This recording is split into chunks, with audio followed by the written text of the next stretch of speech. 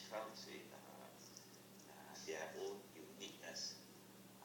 So it's very interesting. We also built for the what we call the National Electricity Board. We call it Malaysia, we call it the Naga National. They supply electricity. We built a number of their buildings, and each building is of different designs. We have also built schools. Building for schools are very basic in the sense that they are quite standardized. They also build water tank. But They also build water all tank. sorts of building, and some are Ask them, do you build water tank? really iconic in the sense that the architect has certain element and certain designs, but nothing of the pyramid is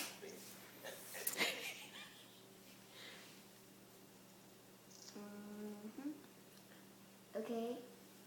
yes. In your building process, what tools or vehicles have you used to build?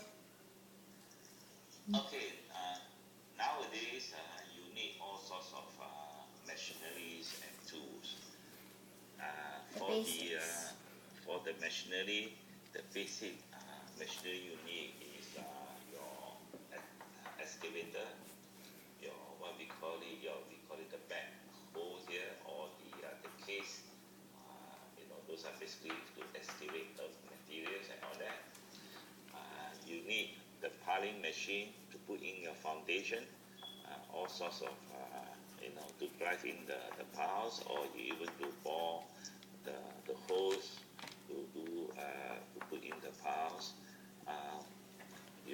Then obviously you need the crane to lift all your materials into the building.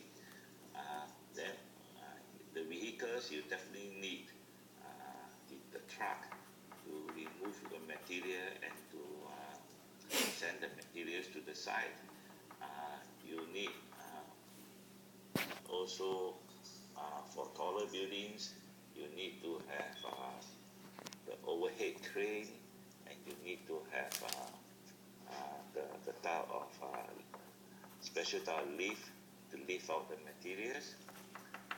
The tools, there are plenty, all sorts of tools that you need, from the cutting machine to the drills to the chainsaw to whatever type of machine that is needed to install the materials or to install certain parts of the works.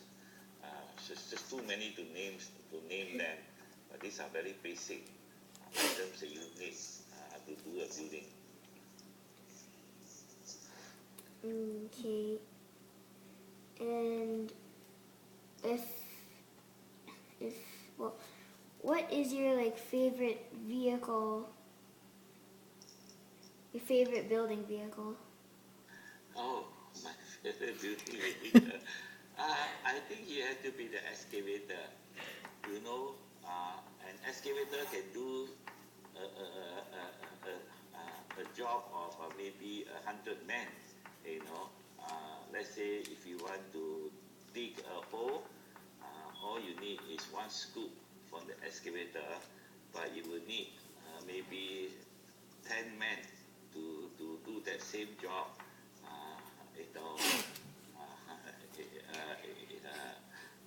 In an hour, to do the job.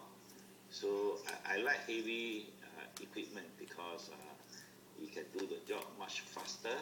You can do the job. You can do a much better job than using the ordinary labor. It will take much longer time, and also a very difficult job. So heavy machinery, particularly the excavator, is very important when you are starting off in the building, when you're doing the building. Okay. What are the general materials that a building is made of? Okay, in Malaysia, it's all the basic material is the steel bar. Okay, the steel bar basically they are steel, iron steel. Then you have what we call the concrete. The concrete is basically a mix of cement, sand, and stone with water nowadays we normally buy that concrete from the patching plant that supply the concrete in a mixer truck, and that concrete is delivered to your site. But to be able to pour the concrete onto the structure, you need to do the form work. You know, you need to, let's say, if it's a column, then you need to pull out the formwork first, and the formwork can be either in the form of timber, where you, let's say, it's a square shape, then you use the timber to do the form that you want. It can be also be The molding. metal. What means the form? What means the molding? You can put in the shape of a column. So basically, the starting point is always timber, steel bar, concrete, cement. These are very basic materials that you need to do the structure of the building, and that give you the strength of the building or the shape of the building for the start. Then the roofing, the windows, the doors, it can be of different materials. It's up to the owner or the designer to describe what they want. Maybe the roof, they can be of tiles, can be of shingles, can be of concrete as well. The doors can be of timber, can be of aluminium, and the windows can be of glass, can be of other sorts of material. And then the finishing part, whether it's be carpeting, tiles, wooden flooring, the type of paint that they want, whether it's wallpaper, it's paint, that is all the architectural finishing. But you always start from the very basic. You need steel bar, you need concrete, you need the timber to do the formwork. But nowadays you can also buy all these prefab components. That means this is made in a factory and delivered to the site. So you can buy panel wall, you can buy even columns that is precast, and then you just install them, put it together to form a building. Okay. Right. How long does it usually take to build a skyscraper? Oh, it can take, if you start, you can take from the design stage. Okay, I assume that the design is already done. The design and the approval may take 1 or 2 years. So, assuming that is already done, for the physical building, from the day when you start your foundation to the day you complete. For skyscraper, I mean, in Malaysia, it will take you normally at least the minimum of 3 years to complete until the building is fit for occupation. It will take at least 3 years. And how long would,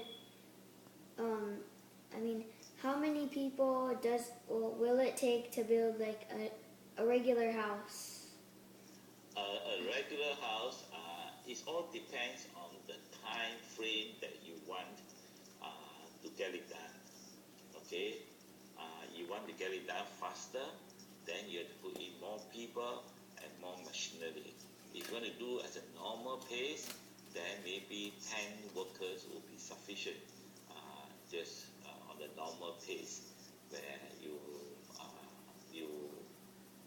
are just happy to take your time to complete the house. I would say 10 workers should be sufficient. Okay. So, how many beams, logs, rocks have you had to carry in your building career? Like, how many of them have you had to carry? He does. I don't carry them. It's all done by machinery now. It's all done by crane. It's okay. All Sit sorts down. of machinery. Sit down. Don't alcohol. So, how many beams and the logs and the timbers that you use will really depend on the size of the house. If it's a smaller house, then No, just put none. you don't have that many. But if it's a bigger house or That means you're the top boss, you don't have to work. much more beams and logs and all that. And is also depend on how many story the building is. Is it a single story? Is it a double story or triple story? Then, but for me, I did very little of those physical work. And I'm more involved in management nowadays. Okay. What part of the day do you work? Do you normally work at night, day, morning?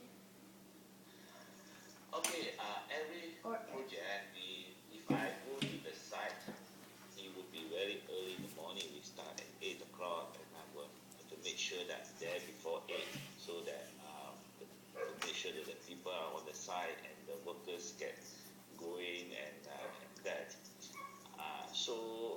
That is when you do the site work. But because in a city like Kuala Lumpur, if you want to do concreting, earlier on I mentioned you have to buy the concrete from the batching plant and they will deliver to the site in the mixer truck. So in the daytime, there's always heavy traffic in the city. So you can hardly, it takes a long time to transport that concrete to the site. And if you don't get to the site within an hour from the time you batch your concrete or you mix your concrete, the concrete may harden and it cannot be used. So a lot of concreting for bigger projects in the city is done at night when the traffic have eased and there's not much traffic. So they will do the concreting at night. And also in Malaysia, nighttime work for concreting, the weather is cooler, so the workers are more happier to work at night when it's not so hot. So a lot of concreting work is done at night.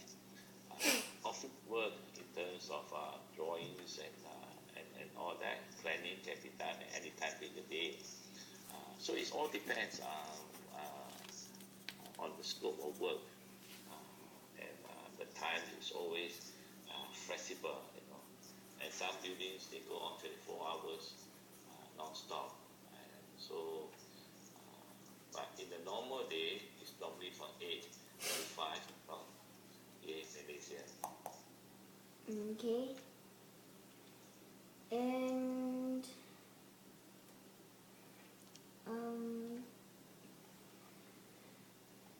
do you build do you mostly build only like simple buildings, or do you like mostly build big, huge buildings on a daily basis? Yes, when we first started off, we built smaller buildings. At the same time, we also built bigger buildings. But as we go along, as we progress, the smaller buildings is of a less a challenge now. So what we do now is we build bigger buildings and we build also more complicated buildings where you need a higher level of skill and